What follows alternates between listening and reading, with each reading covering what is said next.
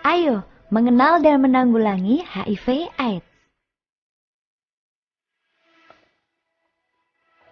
Apa itu HIV? HIV atau Human Immunodeficiency Virus, yaitu virus yang menurunkan kekebalan tubuh manusia. AIDS atau Acute Immune Deficiency Syndrome, yaitu sekumpulan gejala penyakit yang timbul karena turunnya kekebalan tubuh. AIDS disebabkan dari infeksi HIV. Cara penularan HIV dapat melalui cairan darah, air susu ibu positif HIV, cairan sperma atau vagina. Virus mulai menyerang dan merusak sistem kekebalan tubuh manusia yang dibentuk oleh sel darah putih.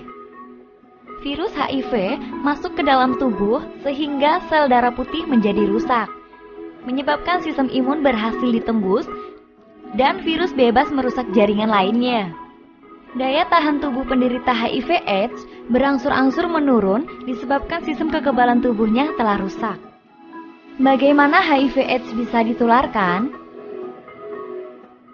Penggunaan narkoba suntik secara bergantian, seks bebas, kegiatan seks beresiko, hubungan seks tanpa kondom menyebabkan penularan IMS, infeksi menular seksual yang meningkatkan resiko infeksi HIV. Pemberian ASI oleh ibu positif menderita HIV/AIDS. Ketika seorang pecandu menggunakan narkoba, dia berhalusinasi dan melakukan hal negatif. Salah satu contohnya, seks dengan berganti-ganti pasangan. Ini merupakan salah satu penularan HIV yang sangat berisiko tinggi. HIV tidak menular melalui berinteraksi dengan penderita HIV/AIDS seperti 1. Air keringat, 2. Jabat tangan, 3. Berpelukan, 4. Melalui penggunaan alat makan, 5. Gigitan nyamuk, 6. Berkomunikasi dengan penderita HIV. Penularan HIV. Virus akan menyebar dengan cepat apabila penderita HIV positif tidak mengindahkan larangan yang ada. Bagaimana keadaan fisik dan gejala penderita HIV/AIDS? Penderita HIV/AIDS mempunyai keadaan yang sama dengan orang normal lainnya. Ada tahapan perjalanan HIV ke AIDS. Tahap 1. Periode jendela dalam kurun waktu 1-3 bulan. Kemudian, tahap 2. HIV positif rata-rata berkisar 5-10 tahun. Tahap 3. Gejala mulai muncul lebih dari 1 bulan dan memasuki tahap 4, yaitu AIDS. Pengecekan status HIV.